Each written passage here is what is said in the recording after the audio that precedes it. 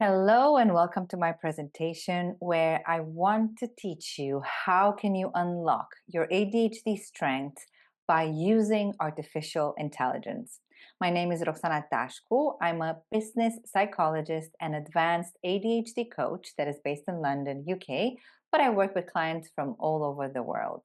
Myself, I have a diagnosis of ADHD and dyslexia, so I know how it feels from the inside to have a neurodiverse brain, but I also know that with the right tools, you're truly going to be able to unlock your ADHD advantage.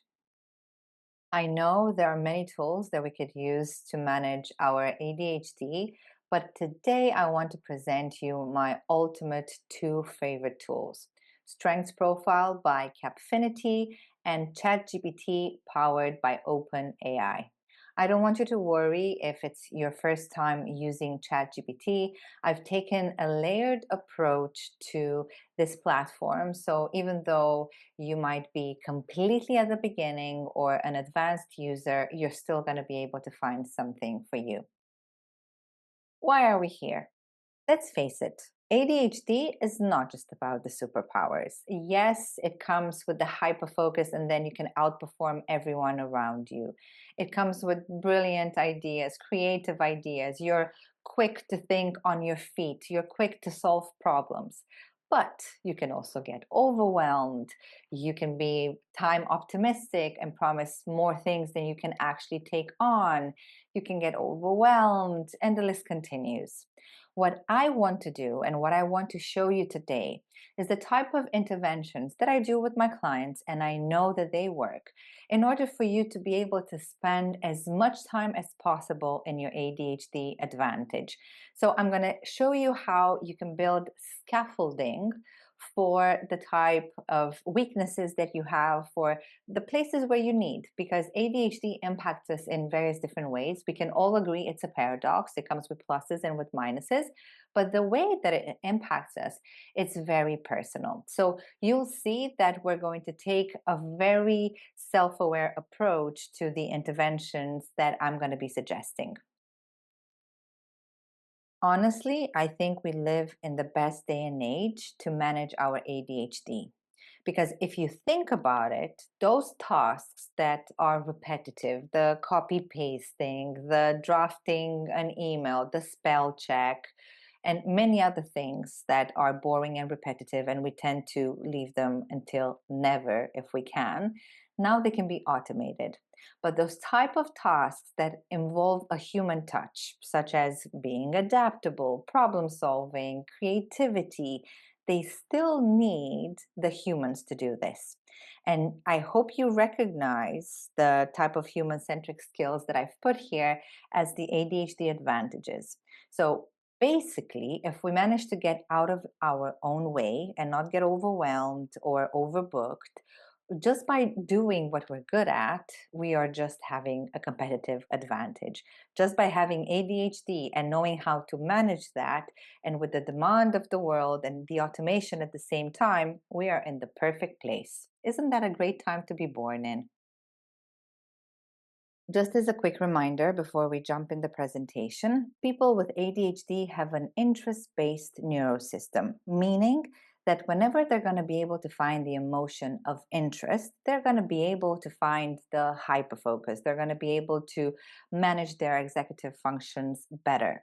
And there are three main categories that help us to switch on our brain. The first category is urgency. Potentially, you leave a lot of things until the very last minute because you use urgency as a way to stimulate your brain to find the motivation. Novelty. We like things that are new, and then when we can predict what's going to happen next, we get bored. But this might be in your job, this might be with a hobby, or perhaps you're trying to work on a report that is really boring, and then your brain just starts wondering and grabs new ideas. It's because it's looking for that novelty. And the third category is where we want to spend the majority of our time. But this is where we find genuine interest. Like we really enjoy the things that we're doing, the behaviors that we're putting into action. And the more you're going to be able to spend the time in your interest part. So it could be playing to your strengths, it could be connected to your main motivators. The more you're going to be able to tap into your ADHD advantage. So I want you to remember that interest fuels your ADHD advantage. And what we want to do today here is get really aware what are those tasks that are interesting and not interesting. We put some scaffolding on the things that are not interesting so you could really spend time in your ADHD advantage. And I would like to use an analogy to introduce you to the two tools that I'm going to be talking about today. The analogy of a hurricane. I want you to think that a few days before the hurricane, you need different tools compared to during the time of the storm, of the hurricane. So, whilst before a hammer and nails is exactly what you need so you can build strong systems, but then during the storm, we have to find tools that are going to be able to optimize your time to help you move quickly, to really support you in a different way compared to the self reflective piece that we're doing a few days before the storm. I hope this makes sense, but I want to suggest a strong structure. So, increasing the awareness of where do we need the interventions, but then also make sure that we're going to tap into those advantages that you have, the things that get you into the flow and tap on your intuition, because this is truly where you want to be. And this is how you can play to your ADHD advantage. My recommendation as a psychologist will always be for you to start with strengths, because a strength is something that you enjoy doing and you do it well. And it's important to have both of those elements. And if you manage to enjoy what you're doing, you're actually going to be tapping into your intrinsic motivation. Whether or not you have ADHD, this is always going to be my recommendation, to play to your strengths, to start with something that naturally motivate you. It's just going to make your life so much easier. But in the context that we have an interest-based neurosystem, for us with ADHD, starting with our strengths makes it even more important to put it into perspective. And basically, if you're going to have this awareness, it's going to allow you to work with your brain, not against your brain. Because what could happen, you can create the perfect plan for yourself, but then you're not going to stick to it because you don't feel like doing it. Because if you haven't switched on your brain, good luck in trying to do that. You're probably going to use urgency, or if it's new, you're going to find enough of a zazazu to start it. But after it starts to get repetitive, the only thing that's going to save you is the urgency. And you really don't want to be doing that because it gets you into overwhelm. If you've been time optimistic and you haven't allowed enough time, it actually gets you overwhelmed because you're way too pressed. If it's not half an hour and instead it's like 3 hours, it stops being fun. It's actually start being stressful. So I've left a free resource for you to download where you're going to be able to find my favorite tool when it comes to measuring the things that are interesting to you. It's by Capfinity, the company that I used to work for, and it's called Strengths Profile. The free resource that you got from me, you have a brief explanation about how this tool works, and also you have the free version of the profile. You can always upgrade yourself to different versions of the profile, or if you're going to work with me, it's going to be included in the price, the expert profile. I would like to take this opportunity to explain to you the concept behind and how their report looks like in a way that even if you're not going to take this assessment, you're going to be able to increase your self-awareness and why is it important to identify the things that give you energy versus take energy away from you, meaning interest. And I would like to use this as a visual to explain this concept for you. And then it's up to you if you want to use a tool or if you want to freestyle it. But as we're talking in this presentation, it's really important for you to first increase your self-awareness. And I like a good visual. This is my favorite psychometric. So I'm just going to use their report as a prompt to walk you through this idea that for me, it changed my life. And in a second, I'm going to show you the article that you could find republished by the people from Harvard University, where I spoke how it changed my life. But let me first explain to you how it works. You answer a set of questions in regards to 60 behaviors on 3 different scales: the scale of performance, the scale of energy, and the scale of usage. And then, depending how you rated each behavior on these 3 scales, they fall into one of these 4 quadrants. And it's really, really interesting. Check this out, the difference between the realized strengths and learned behaviors.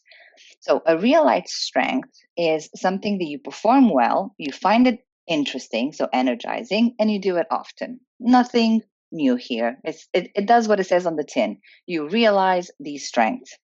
However, when we look at the learned behaviors, these are things that from the outside looking in, it's going to look like a strength because you perform them well, and probably you've been doing this for some time now. However, every time that you're going to have to do them, you're going to have to find motivation somewhere else because they actually de energize you. So it's not interesting. You're going to have to use either urgency as a way to stimulate yourself, or if it's a new behavior, then it's going to be okay because it has that novelty. But the moment that it wears off, you're really going to struggle to plug yourself in. So having the awareness, what are those behaviors that, okay, you have high performance, but you don't find them that interesting, starts to give us a clue where could we be using ChatGPT or other AI support in order to not spend as much time, because probably it's going to take you longer, you're going to procrastinate, or you're not going to want to basically start with this. And I don't blame you, right? Because we have an interest-based neurosystem. Then we have the weaknesses. We tend to not focus on this quadrant unless we really need to save something from there. So if there's anything that we need to save because it's getting in your own way. But what I can tell you is that the things that usually fall into the weaknesses are our organization, decision making, and these are the type of things that we're going to be able to use ChatGPT later to speed up the process, to make it more enjoyable, to increase the performance, because weaknesses are things that we hate doing, and we're not particularly good at them anyway. So this is where automation is really changing the game, because so many of the behaviors that fall under weaknesses are actually things that we're going to be able to delegate to ChatGPT. And this is what we're going to be focusing on in the second part of the presentation. And then the last category, the one that is a joy to work with my clients, are things that we take for granted. These are things that you perform them well, you find them energizing, but you barely do them. You think that everyone does them, so you don't put as much focus on them, which is a mistake, because even using them 20% more can help you re-energize some of these guys here. So particularly when we get to see innovation here or any other things that we take for granted from our ADHD, it's really easy to pair them up with the learned behaviors and the weaknesses. And I told you I will show you a personal story of how I used Strengths Profile for my dyslexia. This was prior to me getting married. So if you're going to Google Roxana Cardos and Strengths Profile, you're going to be able to read my personal story that was republished from the guys from Harvard University. But it's basically explaining how did I play to my strengths in order to re-energize writer. So for someone with dyslexia, 7 years to re-energize writer, I think it's nothing compared to a lifetime. And that's why I keep saying that this tool, first of all, changed my life. And that's the reason why I'm such a strong ambassador for it. And I hope you're going to be able to take with you going forward the distinction between high capability and being de-energized, and high capability and feeling energized. Because having in mind that we have an interest-based neurosystem, we're always going to care about the things that you find interesting. So I invite you in your own time to download the resource, to read a bit more about this tool. It's my favorite psychometric, and I recommend it with all my heart. And I'm sure that you're going to love it just as much. And until you're going to take this assessment, I invite you here and now to think about a task that really energizes you every time that you have to do that.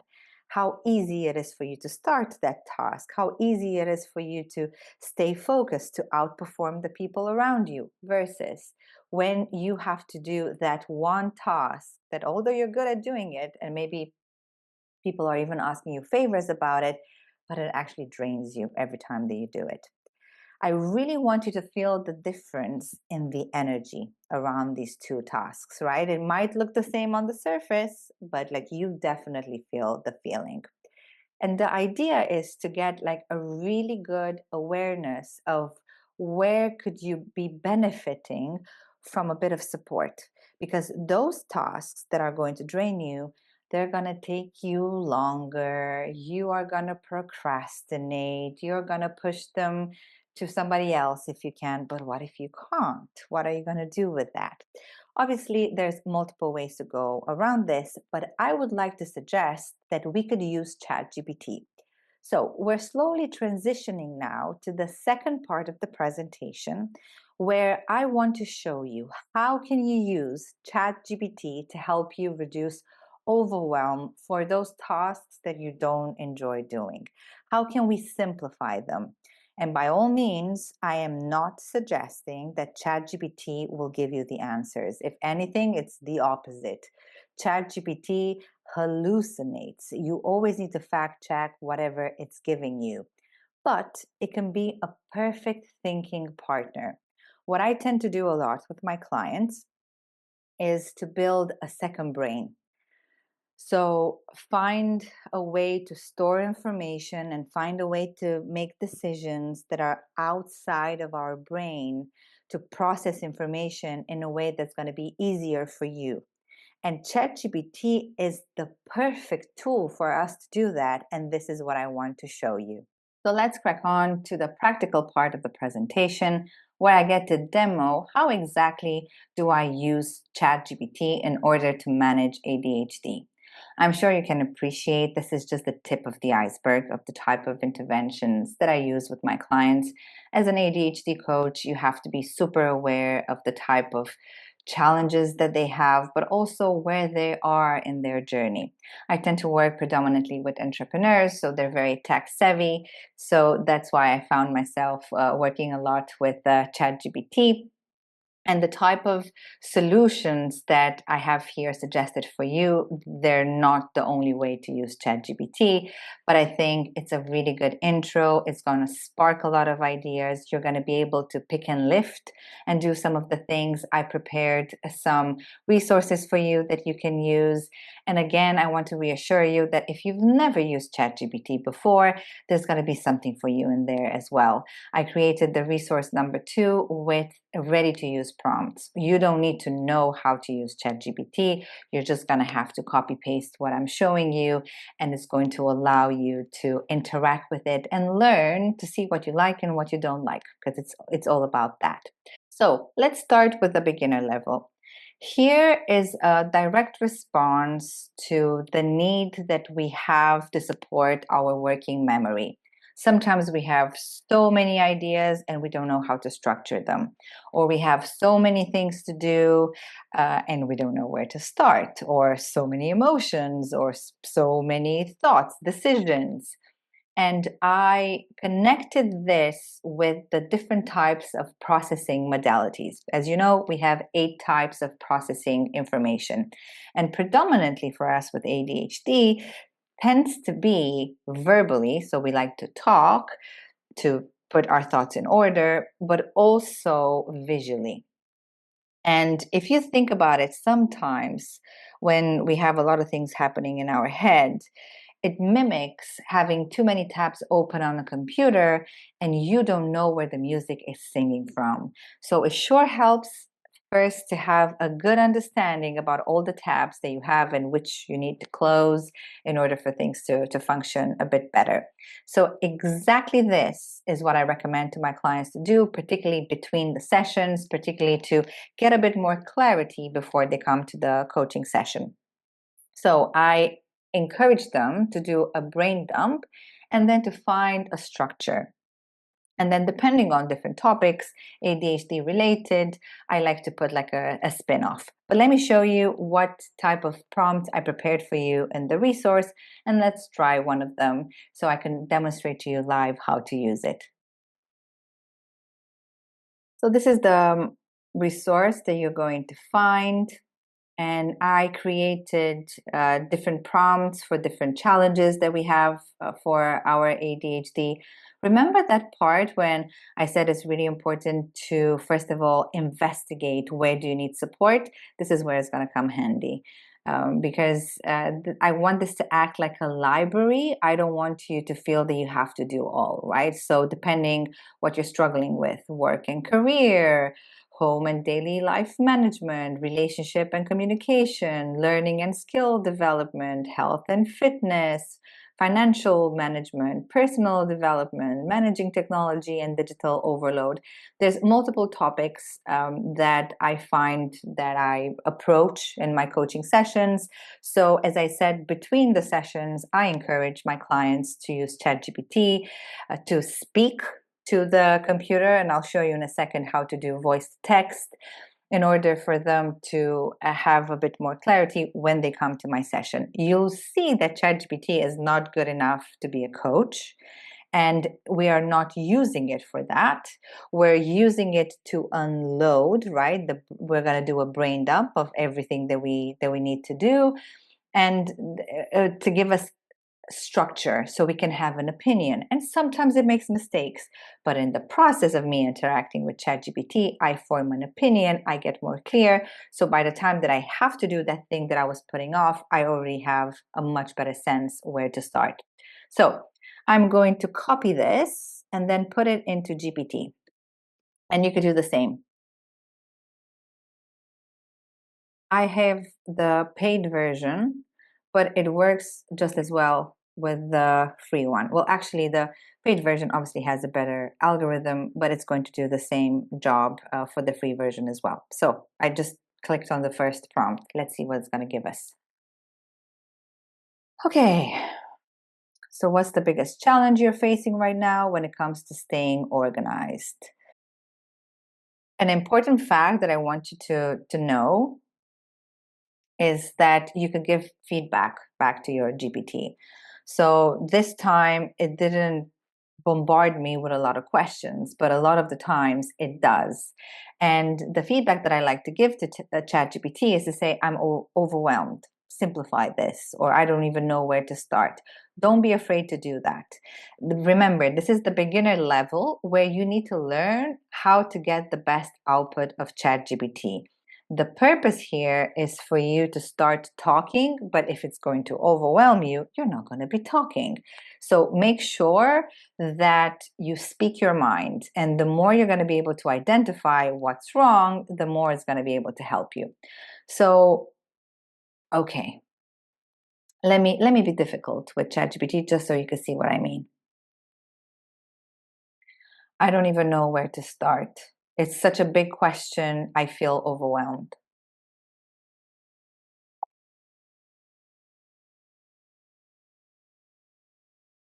Okay, it's being nice to me.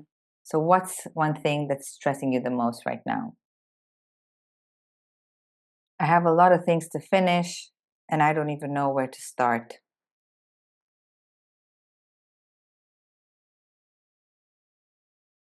Okay, so it tells me to grab a piece of paper. I mean, we like that, but we want to use ChatGPT because it's easier. I'm dyslexic. I don't like to write. Please, can you ask me questions in order for me to be able to do a brain dump?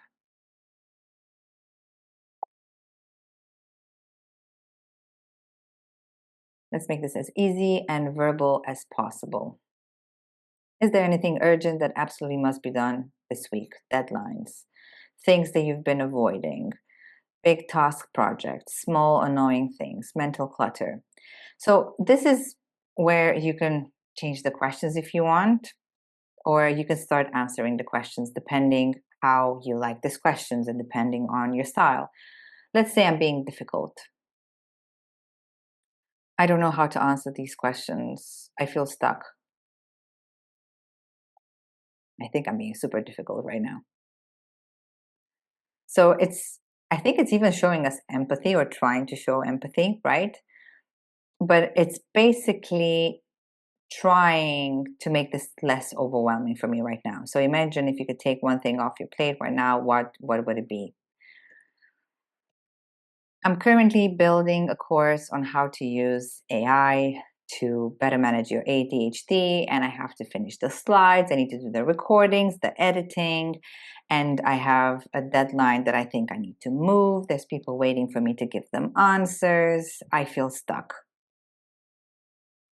Just to give you a sense, right? Like you could do it in whatever order. I could even say, right now, I need to get the milk as well, and then you could put it into category. So it breaks it down into tiny steps on this occasion. And again, I can be difficult and I can say, I'm feeling overwhelmed. Please, can you simplify? I tend to get overwhelmed, especially when I'm doing a live recording and it gives me bulk text. So I don't know how to work with that. And that's why I'm normally saying I'm overwhelmed. But if I work by myself, probably I'm not going to get as overwhelmed. You get the gist. The idea in level one, so in level beginner, is to play with these prompts that I gave you, and they're not perfect. They're a starting point in order for you to form a style. You want to make sure that you get information out of your head and then you have some sort of a structure. I hope that makes sense, but if it doesn't make sense, feel free to ask me questions at the end of this session in the Q&A section. In the interest of time, I will stop playing with this prompt and will show you the next category, the intermediate category. So, GPT as a thinking partner. This is your opportunity to also unload some of the things that you're thinking, but start to put them in a structure. And the way to do this is by giving it a job title. So, depending, like if I want to build my CV, I'm going to ask you to be a recruiter or a career consultant. If I want to do my meal planning, then I'm going to ask you to be a chef. If I want you to do my social media campaign, I'm going to ask you to be a social media expert, copywriter, right? So it's really important to think of the job role of the person you want to work with. And I'm not suggesting for them to start to give you ideas. I'm suggesting for them to start to ask you questions so we can tweeze out of you the things that are important to you. Because the output that GPT is going to give you is just as good as the input that you're going to be able to put inside of it.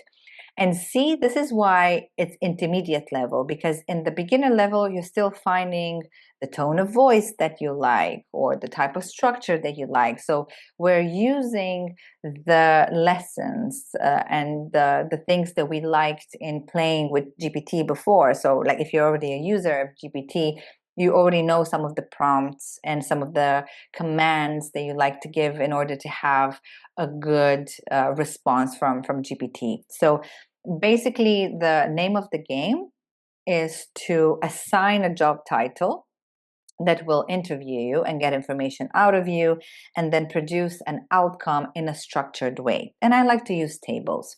So let's do an example together.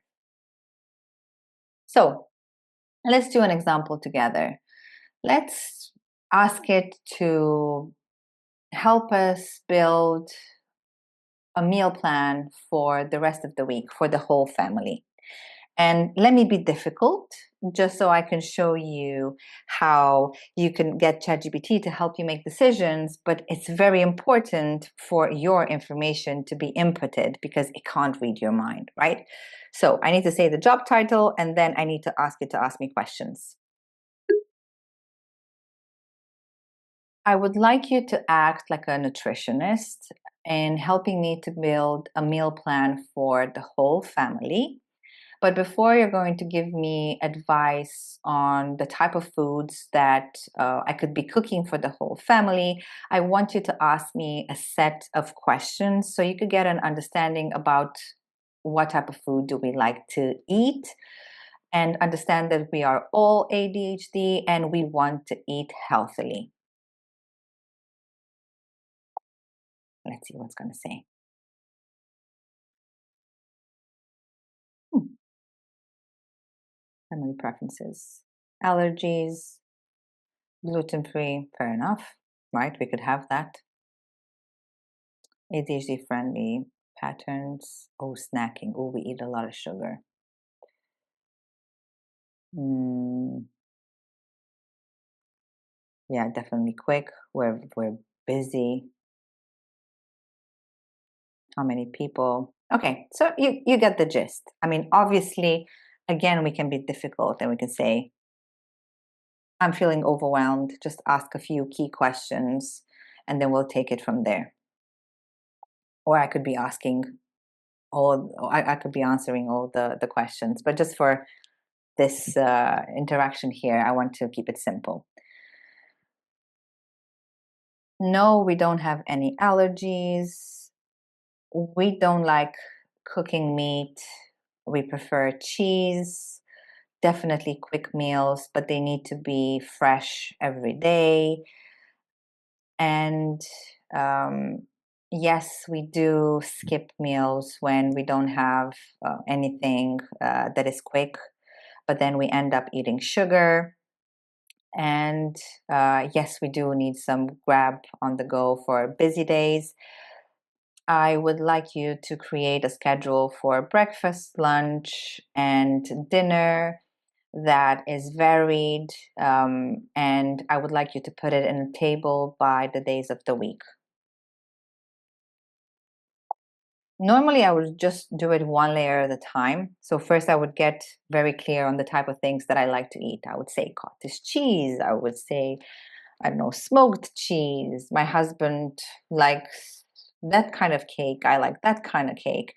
But for today, I would just want to show you the visual output and how easy it makes it for you to put it in a visual. I like to have it in the chat. Please can you have the table in the chat? It's easier for me to read it. And then we can say, please, can you make the shopping list for this? Please, can you give me the recipe for this? Depending what you want to do, right? So, okay, we like this. I mean, I could be difficult now and I could say, I just found out um, we have a guest coming on Friday and he is gluten intolerant. So please, can you change the suggestions for Friday to be okay for people that are gluten intolerant, but also the fact that we have more people over, and then create the shopping list of the things that I need to get in order to have everything fresh. See what I mean by thinking partner? I'm not suggesting he's going to get everything right. I'm suggesting that it's a good starting point to get some structure. And again, it didn't put me. Please give me the table and the information in the chat. It's this new feature that they give it separately so you can download it, but I like it this way. Okay, so this is the updated Friday meal. I understand that. And now it gives me, right. So I hope this is helpful and you can understand how you can use it as a thinking partner. I also use it for social media, like to help me plan. So I normally say, please, can you ask me questions about the topics that I discussed with my clients this week? And then it tweezes out. And then we can make a schedule for that. Or we can use it I used it for my wedding planning. And obviously, ChatGPT wasn't there to do it. It just acted like my thinking partner. So I really want to encourage you to think creatively and use it as a second brain. So don't think everything inside of your head. Get your own answers into GPT and just get it to give you some structure. And as a confession, I would like to tell you that including the presentation that I have here in front of you today, I used ChatGPT to structure my thoughts. First, it asked me questions and then it structured it for me. Resource number 3 actually is a step-by-step guide on how I used ChatGPT to create this presentation, including the slides. Obviously, I'm here today, so this is not AI talking to you. This is me, my own thoughts, but it helped me bring some structure, so it's going to be easier for you to process so many concepts at the same time.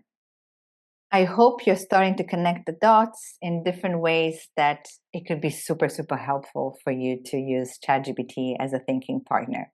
Let's move on now to category number 3, and let's see how you can create your own employees.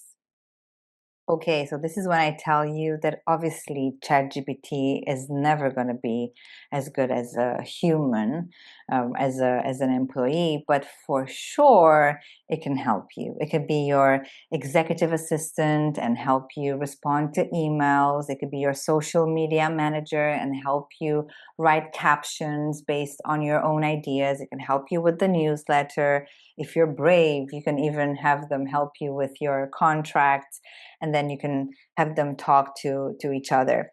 So let me show you quickly how do you build a chat GPT that is bespoke. And again, this involves you not only having the self-awareness of where do you need support, but also having a bit of skill in playing with ChatGPT. But I'm going to show you the simple version, and obviously it can get a bit more complicated, but we'll save that maybe for a different time.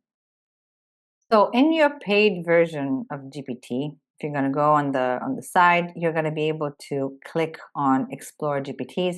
These are all my GPTs. I have some Roxana GPTs, some social media GPTs, article and captions, expert social media, positivity catalyst. This is actually something that I created with my client because he was always negative, and then he needed help for a GPT to support him to start thinking on the positive side of things. So this is something that is bespoke to him.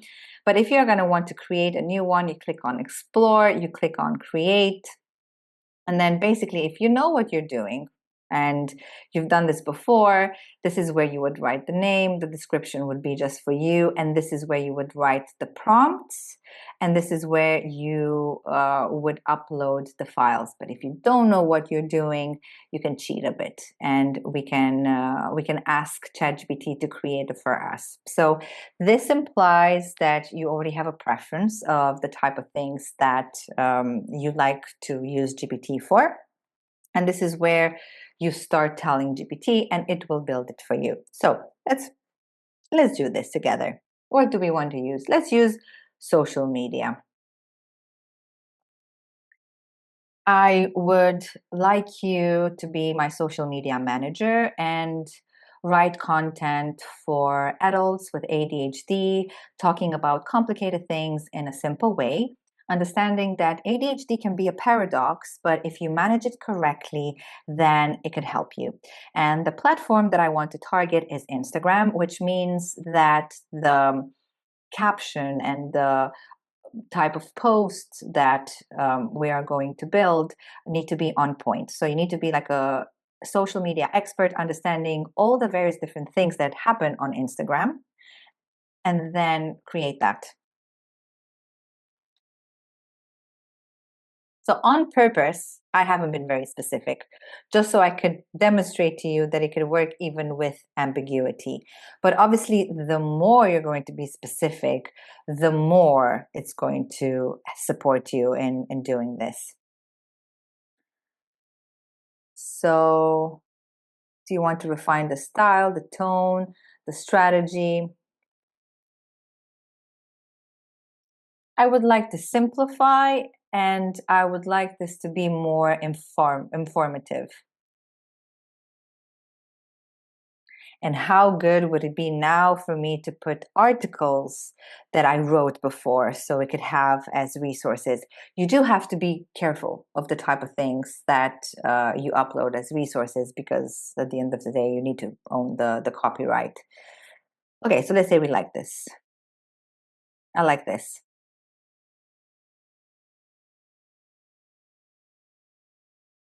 Create it now.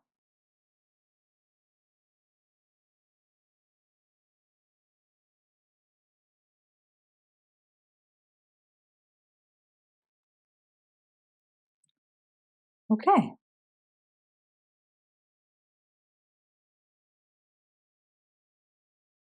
So we do need to give it a name. Let's say social media expert demo.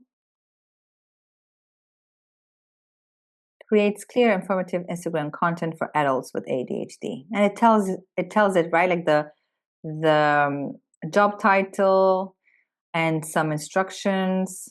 And then what's going to make a difference for your bespoke GPT is once you start uploading files. And then we can click create. You can share if you want to share this with other people. Let's do it like that. And there you go. We are creating a bespoke GPT. What's really, really interesting, and once you're gonna like get more like a team of people, and I really mean a team, for example, let's say that we use Roxana GPT. How can I play to my strengths? It knows the things that I know about strengths, right? So it's pulling information from the type of things that I've trained it on. Then I could ask somebody else from my team with the sign at, and let's say we are going to write a newsletter, and I can say, please, can you write a newsletter to the people that are following me? And now it pulls information from the resources from the bespoke newsletter GPT that I have. So it's with the same content, so the context of the strengths from Roxana GPT, and then the style that I like to use when I write my newsletters. And obviously, I would have to read it. And obviously, it's never done without the human being present. But oh my God, can you see how you can save time? Especially if you do the work once and you upload it, it's there for you to use it over and over again. I appreciate this might have felt like a very quick run through ways in which you can use ChatGPT to manage your ADHD, but hopefully this gave you a glimpse of the opportunities that we have to really play to our strengths. And I hope it makes sense with my hurricane analogy that before you're going to start to really milk ChatGPT, first you really need to understand like what are those things where you need that scaffolding. My preferred tool, and the one that I'm always going to recommend to my clients and to you as well, is Strengths Profile, because it's the tool that changed my life. But maybe you want to use a different tool. It doesn't matter. Before you jump head on and you use ChatGPT to sort out your ADHD, it's important to have the self-awareness. You want to build the scaffolding in response to the questions that you have. And you might need to process that with a coach. You might need to process that with a friend, maybe even with ChatGPT. But I think it's very important for you to do the processing part thoroughly. Before I let you go, I want to remind you of the 3 resources that you have available together with the slides. You have a strengths profile overview together with a free code to take the assessment. You have the ADHD ChatGPT prompts that I created for you. And you also have resource number 3, which is a behind the scenes of a step-by-step, how did I use ChatGPT to basically structure my thoughts to create this presentation. I created the presentation, but it sure helped to have the support of ChatGPT to put so many ideas in some structure. As a recap, before the storm comes, get very clear on those activities that take energy away from you versus give you energy. And take that very seriously. The ones that drain you, they're going to need some scaffolding. And maybe ChatGPT is just going to be the tool for you. I showed you a few different ways that it could help you, or maybe you're going to need a different type of intervention. What I can tell you is that if you're going to find a way to combine the two, the self-awareness with the quickness of AI, you're truly going to be able to spend the majority of your time in your ADHD advantage. Thank you so much for your attention. I hope you found this interesting. I'm now ready for any type of questions that are going to help you unlock your ADHD advantage.